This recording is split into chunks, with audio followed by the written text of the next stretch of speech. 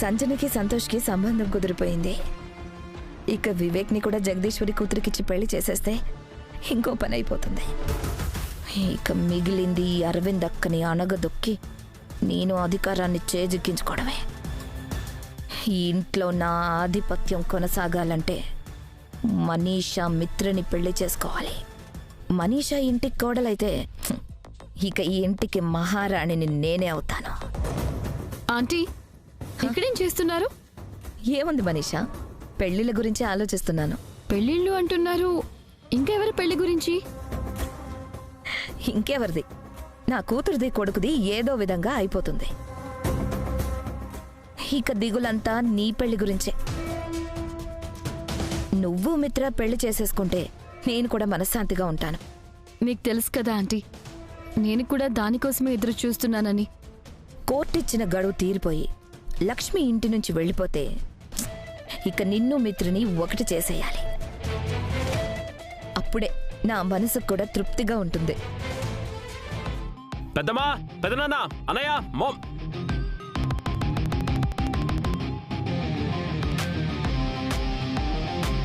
మీరిక్కడే ఉన్నారా? అన్నయ్య, ఏమైందిరా? ఎందుకంత ఎగ్జైటింగ్గా పిలుస్తున్నావు? ఇది మామూలు ఎక్సైట్మెంట్ కాదన్నయ్య, సూపర్ ఎక్సైట్మెంట్. విషయం తెలిస్తే నాకంటే మీరే ఎక్కువ ఎక్సైట్ అవుతారు. ఇంతకీ విషయం ఏంటో చెప్పరా? అసలు విషయం చెప్పకుండా చెప్పిందే చెప్పి అరగదీస్తున్నావు. నానమ్మా, నీకంతా తొందరే. చెప్తాను కదా, భారత్ మ్యాగజైన్ ఫోటోషూట్కి మేమందరం వెళ్ళాం కదా. ఈ రోజు మన ఫొటోస్, మన ఆర్టికల్స్ మొత్తం అన్ని వాళ్ళ మ్యాగజైన్లో పడ్డాయి.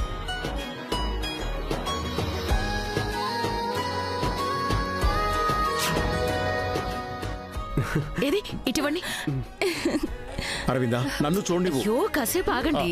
మ్యాగజైన్ లో పడ్డ మన ఫోటోని నన్ను తనివి తీరా చూసుకొనివ్వండి. చాలా బాగుంది కదా. ప్రాబ్లం ఉంటుందని నేను ముందే ఎక్స్పెక్ట్ చేశాను. అందుకే 10 కాపీలు తీసుకొచ్చా. తీసుకోండి.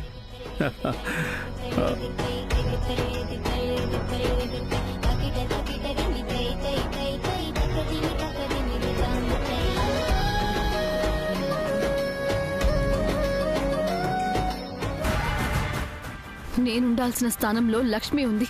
నేను పొందాల్సిన గౌరవాన్ని లక్ష్మి పొందింది. ఎవరికో గాని దొరకని అదృష్టం ఈ లక్ష్మికింత సులువుగా దక్కుతోంది. ఎన్నో సంవత్సరాల నుంచి ఎదురు చూస్తున్న కళ ఈ రోజు నిజమైంది. ఈ మ్యాగజైన్లో మన ఆర్టికల్ రావాలని, ఫ్రంట్ పేజీలో ఇలాంటి ఫోటో పడాలని చాలా ఊహించుకున్నాను.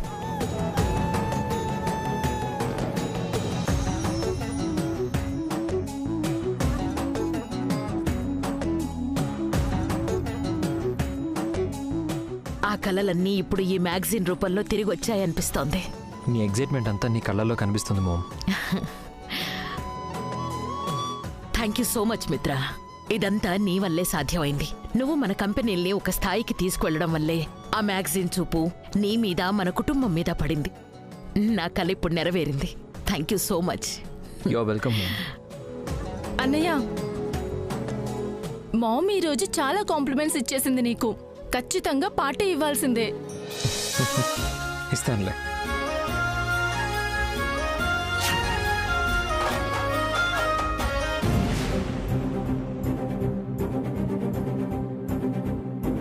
దేవయాని, ఏమైంది? ఫోటోస్ చూసి మేమంతా పండగ చేసుకుంటూ ఉంటే నువ్వేంటి అంత ఇష్టంగా ఆలోచిస్తున్నావు? ఈ మ్యాగజైన్లో ఫోటోలు మీ అందరికీ సంతోషాన్నిస్తున్నాయేమో, నాకు అస్సలు ఇవ్వడం లేదు.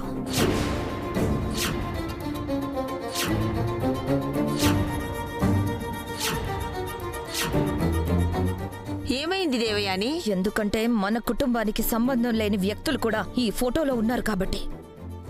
మనకు అవసరం లేని మనుషులు ఇలాంటి అపురూపమైన జ్ఞాపకాల్లో వచ్చి కూర్చున్నారు కాబట్టి.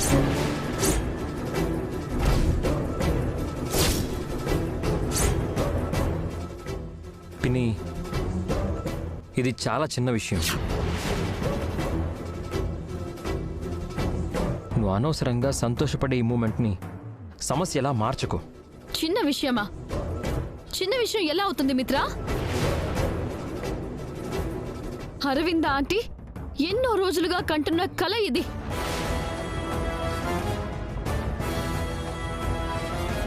నా కుటుంబం మొత్తం ఈ మ్యాగజైన్ లో కనిపించాలి అని కలలు కన్నారు.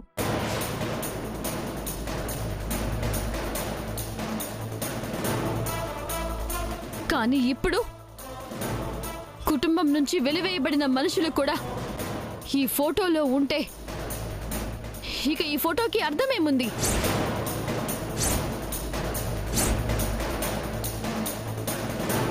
ఆంటీ కల నెరవేరినట్టు ఎలా అవుతుంది? మనీషా, ఈ కాపుతావా?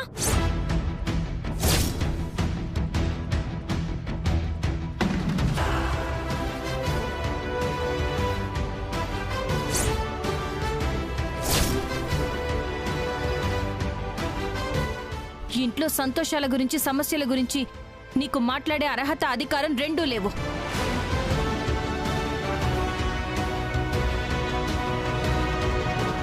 నువ్వు కాస్త మాట్లాడకుండా ఉంటే మంచిది. సరే, మనీషా మాట్లాడదు, నేను మాట్లాడుతున్నాను. జీవితాంతం పదిలంగా దాచుకోవాల్సిన ఒక జ్ఞాపకం మీద నువ్వొక మచ్చలా తయారయ్యావు.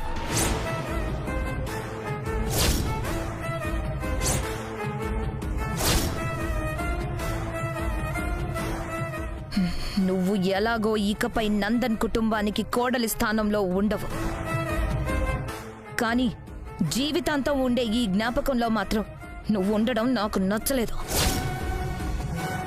అసలు ఈ జ్ఞాపకంలో నువ్వు ఉండడానికి నీకు అర్హతే లేదు. నేను నందన్ కుటుంబం కోడల్ని కాబట్టి ఆ ఫోటోలో కూడా కోడలి స్థానంలో ఉన్నాను.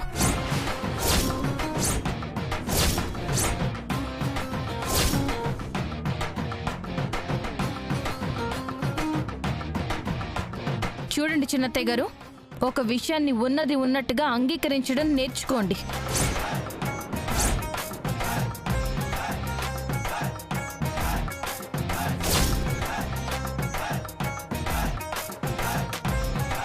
భవిష్యత్తులో నేను ఈ కుటుంబానికి కోడలుగా ఉండకపోవచ్చు, కానీ ప్రస్తుతానికి నేనే ఈ ఇంటి కోడల్ని.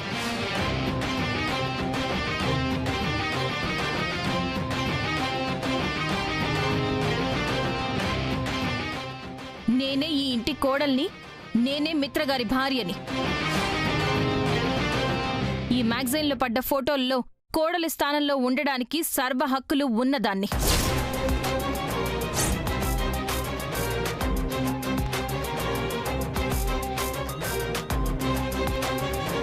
మీకు చూడడం ఇష్టం లేకపోతే ఆ మ్యాగజైన్ని ఓ మూలన పడేయండి.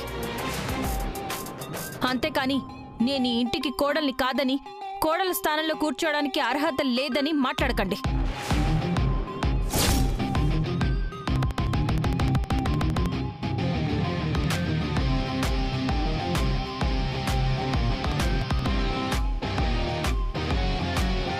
చూసావా అక్క ఎంత పొగరుగా మాట్లాడుతుందో? దేవయాని, ఆపుతావా?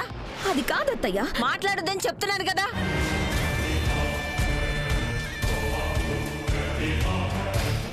కొన్ని విషయాల్ని చూసి చూడనట్టు పోవాలి.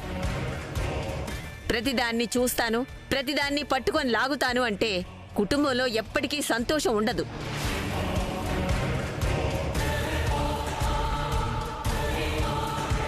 ఏ ఒక్కరూ ప్రశాంతంగా బతకలేరు. ఇక ఈ విషయం ఇక్కడే వదిలేయండి. పిన్ని, నేను కూడా అదే చెప్తున్నాను. అయిపోయిన విషయం గురించి అంతగా అరుచుకోవడం ఎందుకు?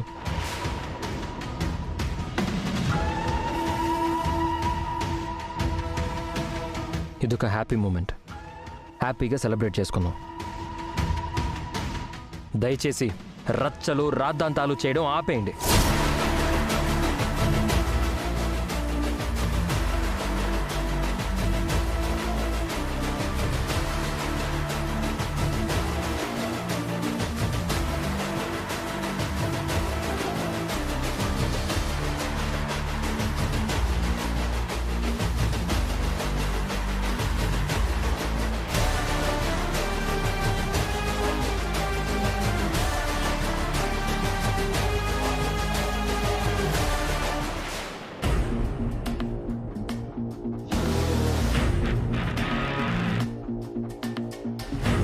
మొత్తానికి ఒక ఇంటివాడి అవ్వబోతున్నాం అనమాట.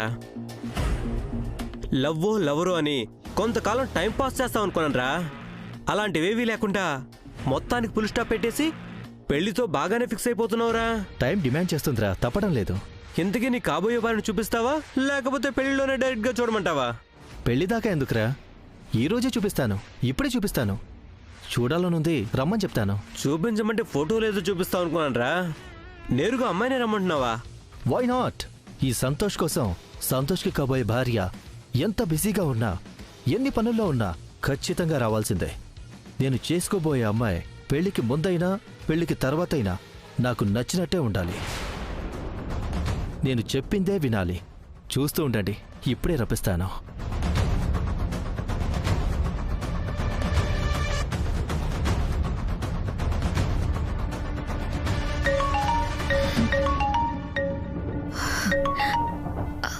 హలో సంతోష్. Hello aunty. చెప్పు సంతోష్. నేను సంజనతో కొంచెం మాట్లాడాలనుకుంటున్నాను. ఒకసారి పంపిస్తారా? ఖచ్చితంగా సంతోష్. ఎక్కడికి పంపించాలి? కేరళ కాఫీ షాప్కి పంపించండి, నేను అక్కడికి వచ్చేస్తాను. సరే Santosh. Okay aunty, bye.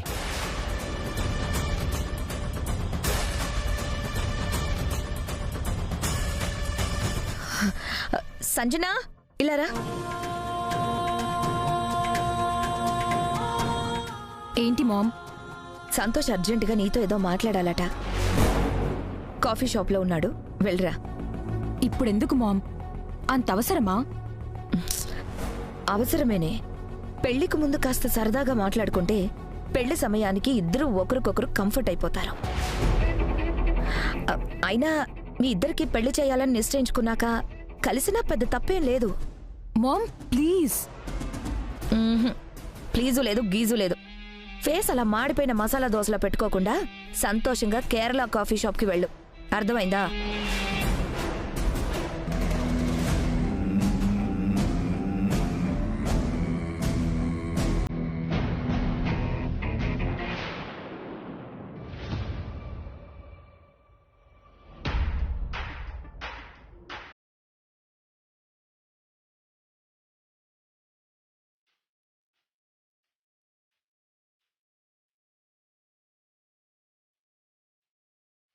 Sanjana, వచ్చేసావా? రా కూర్చో. She's my fiancee Sanjana. Hi. వీళ్ళు నా friends. Hi Santosh, if you don't mind నేను ఒకటి అడగొచ్చా? Why not? అడగరా. నువ్వేమో ఫ్యాషన్కి పర్మనెంట్ అడ్రస్లా ఉంటావు. నీ ఫియాన్సీ ఏంటి?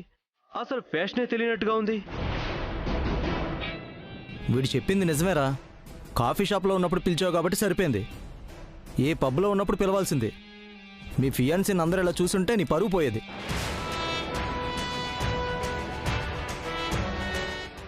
రే సంతోష్, నువ్వు సూపర్ మోడల్ లాంటి అమ్మాయిని పెళ్లి చేసుకుంటావని మేమందరం అనుకున్నాం. కానీ నీ టేస్ట్ ఇంత సాదాసీదాగా ఉంటుందని అస్సలు అనుకోలేదు. What is this Sanjana? Common sense లేదా? నాతో రా.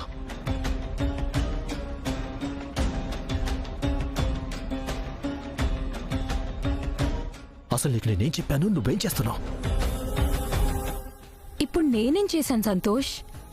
నీకు ముందే చెప్పాను, నేను పెళ్లి చేసుకోబోయే అమ్మాయి స్టైల్గా ఉండాలి, ట్రెండ్ని ఫాలో అవుతూ ఉండాలి. నువ్వు ఇంకా పాత చింతకాయ పచ్చళ్ళ ఉంటే ఎలా? నా ఫ్రెండ్స్ అందరూ ఎప్పుడు నా ముందు తల దించుకునే ఉంటారు, కానీ ఇప్పుడు నిన్ను చూసి నోరెత్తి మాట్లాడుతున్నారు, నిన్ను చూసి పగలబడి నవ్వుతున్నారు. వాళ్ళలా మాట్లాడితే నన్నేం చేయమంటావు సంతోష్? నేనేమీ చెయ్యను, నువ్వే చెయ్యాలి. మన పెళ్ళయ్యేలోపు నీ సెటప్ గెటప్ మొత్తం మారిపోవాలి. నేను సాదాసీదాగానే ఉంటాను, సొరకాయలా ఉంటానంటే నా దగ్గర కుదరదు. నేను పెళ్లి చేసుకునే అమ్మాయి నాకు తగ్గట్టుగానే ఉండాలి. నేను చెప్పిన మాటే వినాలి. అండర్స్టాండ్?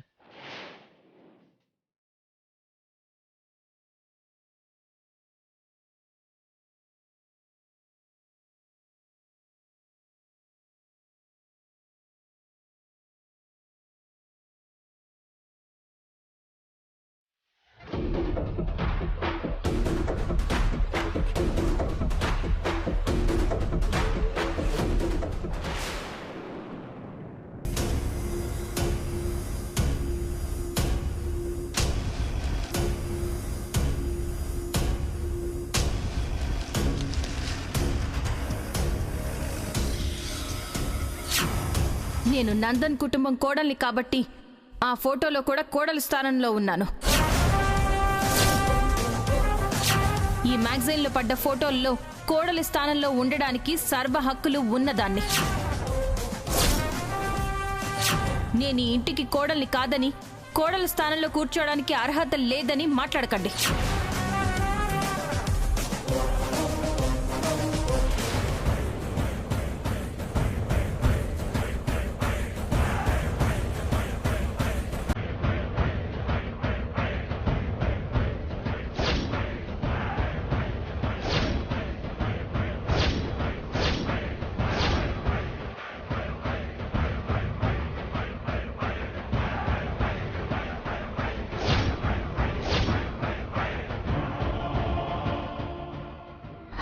లక్ష్మి, నీకు మిత్ర పక్కన స్థానం లేదు, ఇక పైన కూడా ఉండబోదు.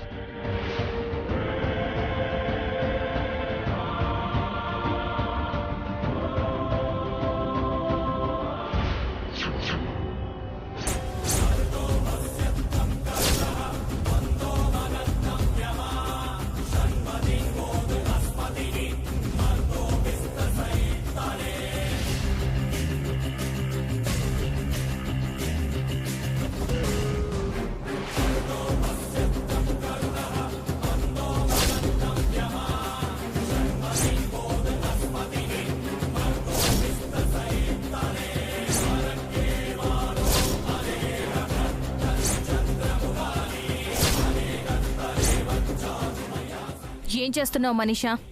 నిన్ను మిత్రని వేరు చేస్తున్నాను. ఇలా కాగితాలు చింపుకుంటూ కలలు కంటూ సంతృప్తి పడుతున్నావన్నమాట. నీకు మిత్ర పక్కన నిలబడ్డానికి కానీ, మిత్ర పక్కన భార్య స్థానంలో కూర్చోవటానికి కానీ అర్హత లేదు.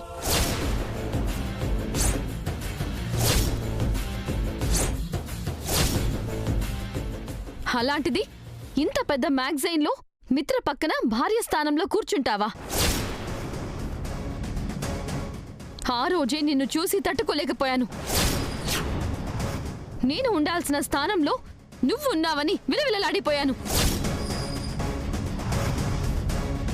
ఆ రోజు ఏమీ చేయలేక నోరు మూసుకుని ఉండిపోవాల్సి వచ్చింది. కానీ ఇకపై అలా ఉండదలుచుకోలేదు. చేయదులు. నువ్వు చేసేది గొప్ప పనైతే చెయ్యమని వదిలేసేదాన్ని మనీషా. ఇలాంటి చెత్త పని చేసుకో అని ఎలా వదిలేస్తాననుకుంటున్నావు? వదులు.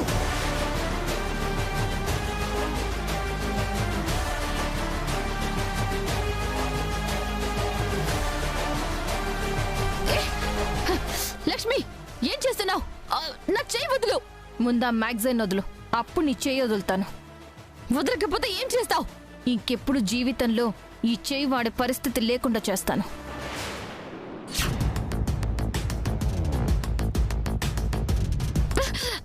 నా చెయ్యి వదులు లక్ష్మి.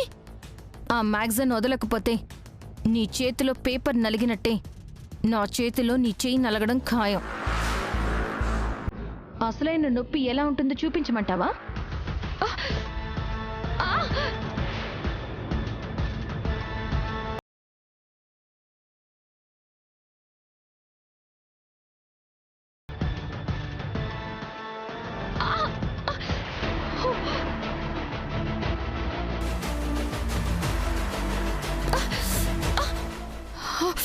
మనీషా, నా విషయంలో కానీ ఈ కుటుంబం విషయంలో కానీ నువ్వు ప్రవర్తించే తీరుని బట్టే నేను ప్రవర్తించే తీరు ఆధారపడి ఉంటుంది.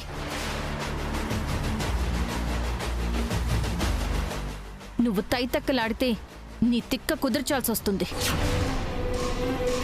నువ్వు పిచ్చి పిచ్చి వేషాలు వేస్తే నీ పుచ్చ పగలగొట్టాల్సి వస్తుంది.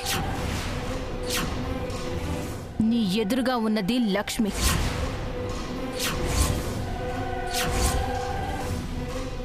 అది మర్చిపోకు. ఏం చూసుకుని లక్ష్మి ఇంత విర్రవీగుతున్నావు? చూడు లక్ష్మి, నిన్ను అంత సులువుగా వదిలిపెట్టను. అయినా నువ్వు ఇక్కడ ఉండేది కొన్ని రోజులు మాత్రమే. అది మర్చిపోయి రెచ్చిపోతున్నావు. నేనుండేది కొన్ని రోజులైనా సర్వ హక్కులతో ఉంటున్నాను. నాకున్న నా అధికారంతో నేనుంటున్నాను. కానీ నువ్వు నేను పెట్టిన జాలి అనే భిక్ష మీద బ్రతుకుతున్నా. వాట్? నువ్వు నా మీద జాలి పడి వదిలేస్తున్నావా? అవును, నేను తలుచుకుంటే ఇప్పటికిప్పుడే నిన్ను బయట గెంటి ఇంటి గేటుకి అవతల నిలబెట్టగలను.